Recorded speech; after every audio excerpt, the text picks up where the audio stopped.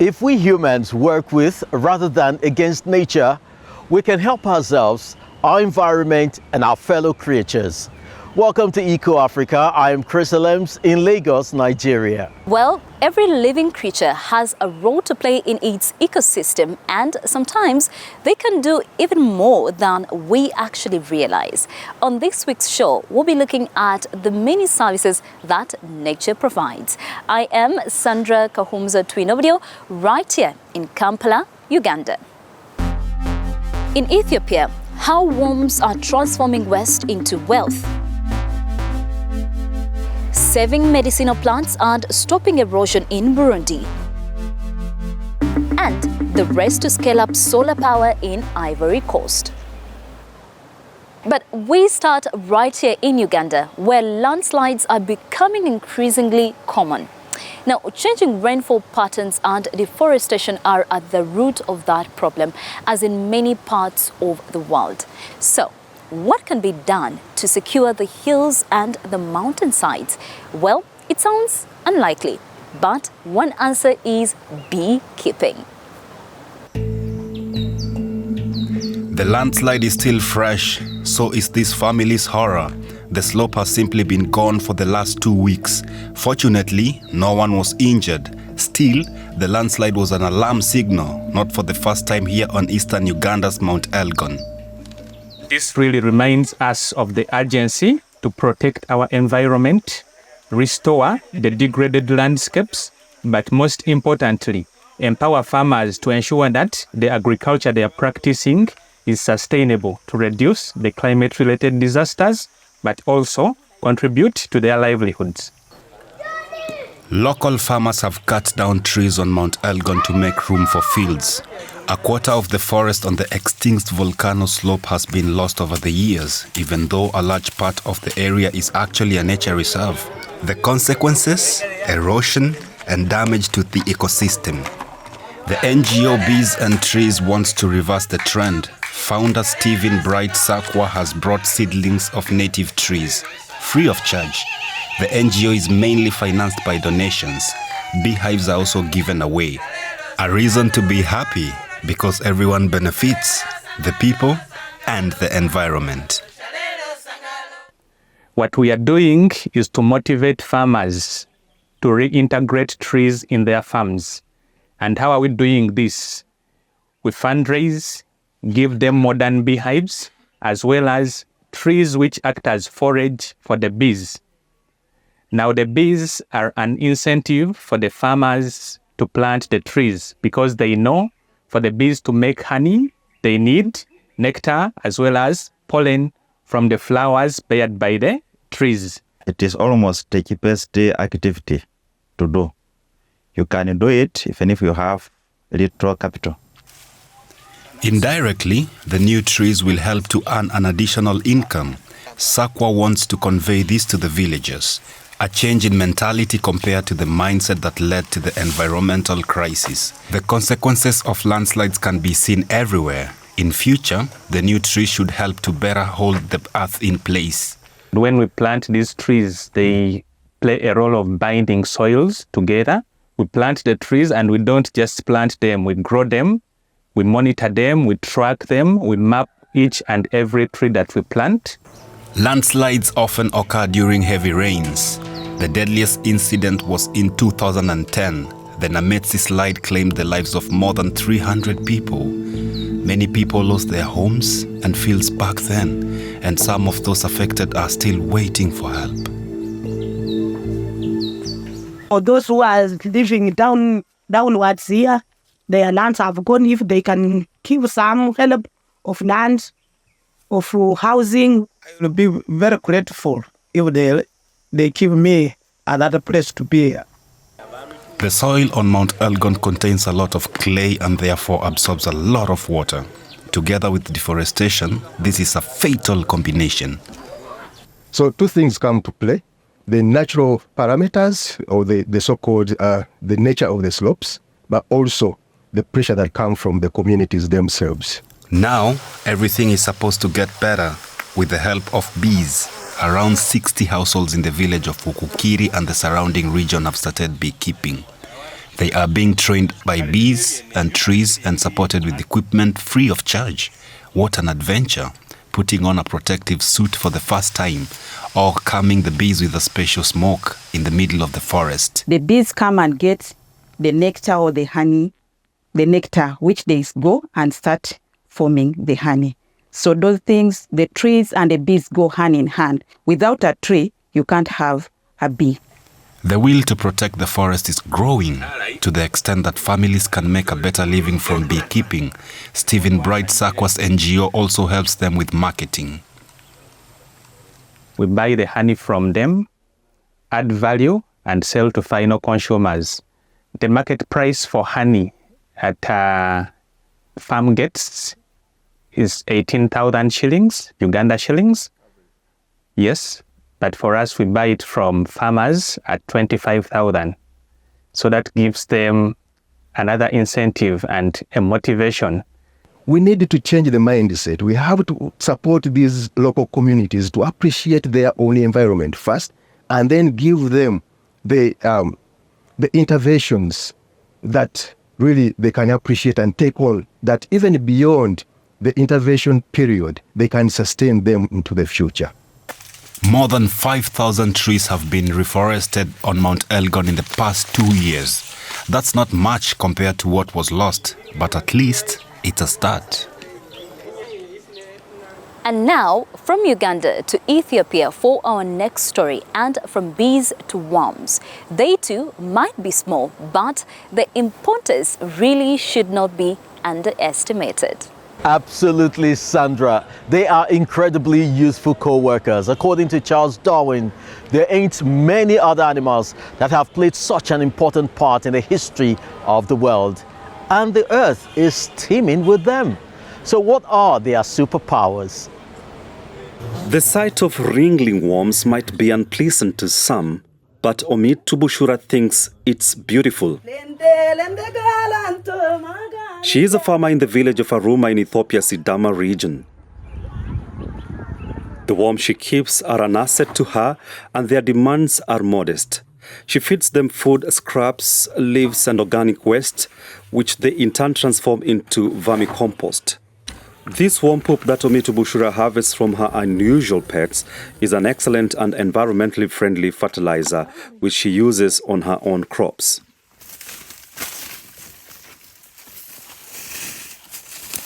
I used vermicompost for this maize field. Even though there is not a lot of rain at the moment, it is growing well. If I had used chemical fertilizer, I would have needed to spend up to 25,000 birr, which would be more than 400 euro. That's a lot of money.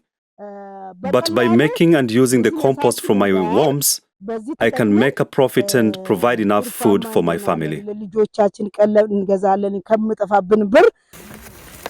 And she's not the only worm keeper in the village. When the rainy season starts, I use my own organic fertilizer. In fact, I don't think that I will need any phosphate or urea fertilizer from agricultural office at all this year. The vermicompost project in Aruma started in 2016 with just 4 participants, including Asefa Amebo and Omid Tubushura. Now, the local agricultural office has trained over 100 farmers to produce vermicompost.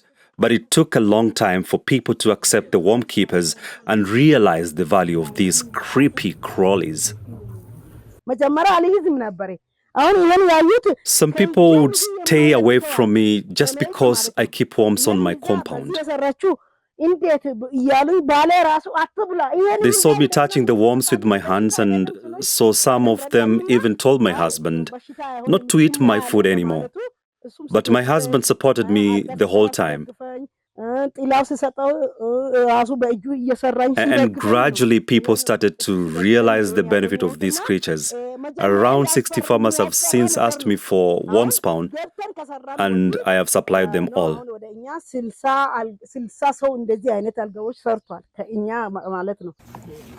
And the worm word keeps spreading. An agricultural officer from the neighboring Malga district has now come to Aruma to learn more about the ecological project. We are very keen to extend this initiative to our village too, as it is a very cheap and simple solution. The farmers are saying they want to make their own compost instead of having to buy chemical fertilizer.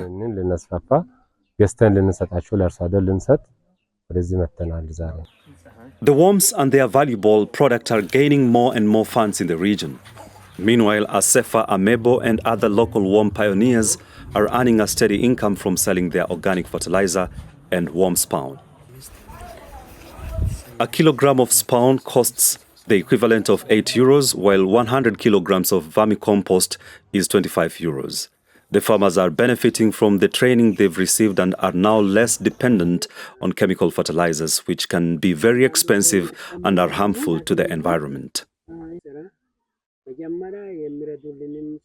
Soil pollution also protected by using vermicompost fertilizer. That means any polluting residue easily managed by decomposing. So our environment is free from any polluting. Due to its success at the local level, the project will now be extended to the entire Sidama region. So the next time you are tempted to recoil from these little creatures, don't think of them as vermin. Think of vermicompost. As much as 80% of people in sub-Saharan Africa rely on herbal medicine as their primary form of health care. Our next report takes us to Burundi, where traditional healers have long used herbs and plants to treat diseases. Yet deforestation and a loss in biodiversity is putting nature's medicine chest at risk. One woman's efforts to protect it are the focus of this week's Doing Your Bit. Fruits of the anato bush. Its seed extracts are said to alleviate infections.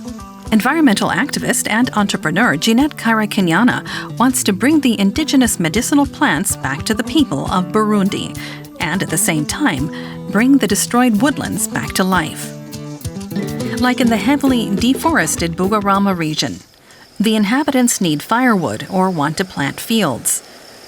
But without trees, the slopes collapse, which can cost human lives and fertile soil.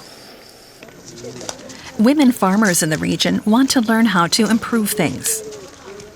Jeanette Kairakinyana recommends reforesting with avocado trees, for example, whose fruits bring an extra income. But apart from seedlings, she has some words of warning. Many of you are cutting down the trees, and you're destroying the environment. This is something you must absolutely give up.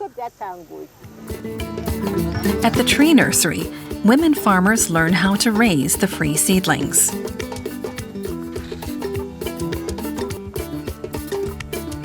Farmer Maria Nduwimana takes home Jatropha and Artemisia seedlings and plants them next to one of her fields. The active ingredient artemisinin can be used to treat malaria.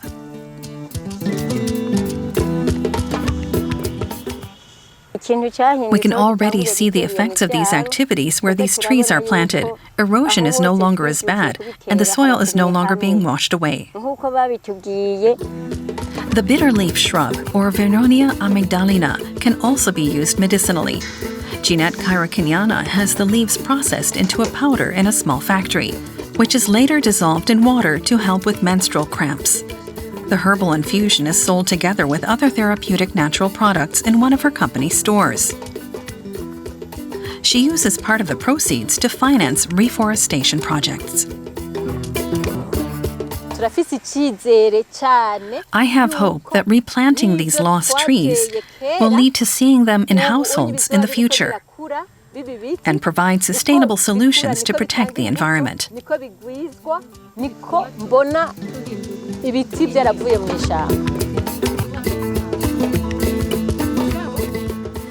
The southern European country of Spain is suffering from more frequent droughts like many places on Earth. By 2025, around 1.8 billion people are likely to suffer from absolute water scarcity, according to the UN's Food and Agriculture Organization.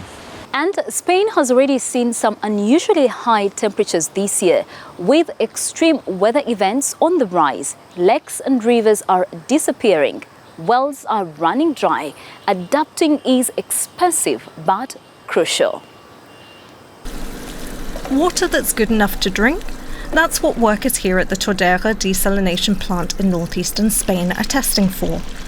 The region is increasingly looking to removing salt from ocean water as the solution for their water problems. Levels of acidity, conductivity, chlorine content.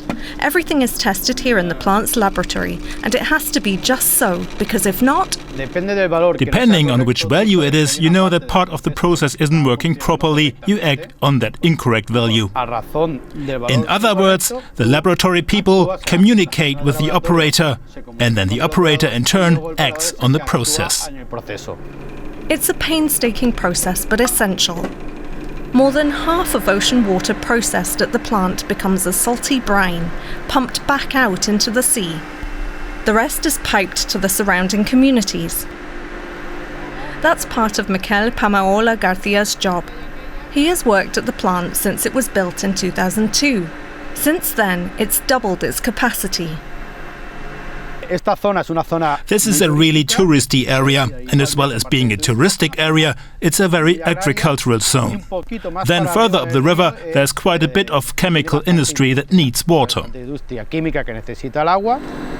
regional government plans to triple the plant's current size by the end of the decade to combat ongoing drought. But desalination is expensive, and there are other problems. The challenge is to attain the same amount of water or more, but with less energy consumption, so by improving efficiency. The most modern plants have already made changes to increase efficiency, but it is quite complicated. The neighbouring Tordera River is dried out as far as the eye can see. Almost 4 years of less than average rainfall is devastating the region of Catalonia. Reservoir levels have dropped from more than 90% in April 2020 to less than 20% in 2024. Water-saving restrictions on residents have gradually been ramped up. It's a fact that makes us more aware that the impact of climate change, of the climate crisis, is more severe in the Mediterranean region than in other parts of the world. There have always been episodes of drought in the Mediterranean, but the duration of them now, the drastic rise in temperatures, all of these conditions are unprecedented. It's early in the season in Lloret de Mar, but hoteliers are bracing themselves for an impact.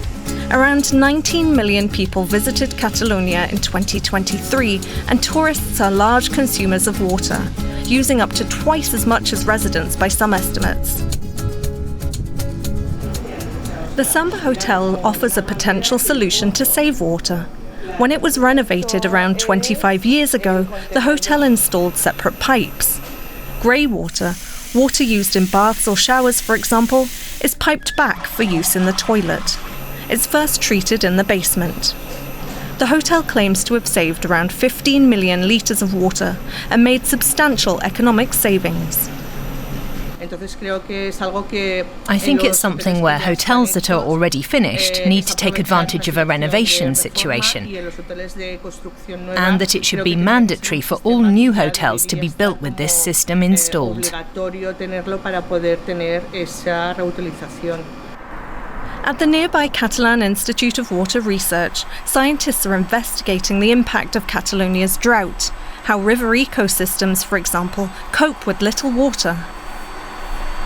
The organism community withstands it quite well, because it is a community that is well adapted to the conditions of the Mediterranean climate. But if the interruption lasts a long time, then there could be serious impacts. In the same institute, Gianluigi Buttiglieri is working with water from the Hotel Samba on new solutions, filtering the hotel's grey water through plants and soil to clean it. A system that's already been tested there, but is now being tried with edible plants like this mint. Researchers estimate costs for such a solution could be recuperated in 5 to 6 years. We want to find out if it is safe to use the plants for human consumption. We don't yet know that, and we'd have to investigate it further. It's a research topic for the future, but it would be really good to be able to treat the water and be able to reuse it, and at the same time produce plants for human consumption and other uses. Back at the desalination plant, work goes on. With climate change making conditions of drought worse, solutions like those being used in this region are helping now. But for how much longer? Back to Africa now, to our next story in Ivory Coast. The government there has ambitious targets for increasing its share of renewable energies.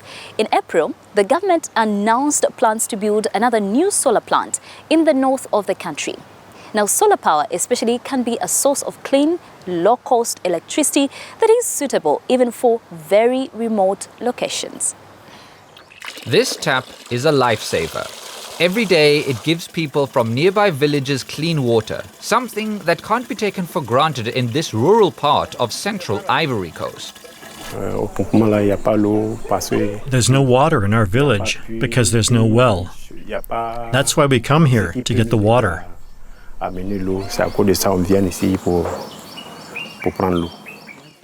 The water has to be pumped from underground, but the area is off the electricity grid. Instead, solar energy provides the power for the pump. At the beginning, there was only one unit, because there was only one house to supply, this one. Then came the girls' center, and after that, the settlement expanded, with 3 new buildings. Then there were 2 more large buildings, and as time went on, we completed the installation. That's why there are several solar panel arrays here. It's not just Ivory Coast's rural off-grid settlements, but also its urban areas that can benefit from renewable energy. The challenge is how to safely build up infrastructure and ensure reliable supply. In 2022, 4 professional associations joined forces to form a federation so they could speak to the government with one voice. For example, when it comes to dealing with surplus electricity. We would like to see the sector authorized to feed electricity into the national grid. When you aren't able to consume all the solar energy you produce, and you can't divert it to the grid, you lose out. And that reduces the added value of solar investments.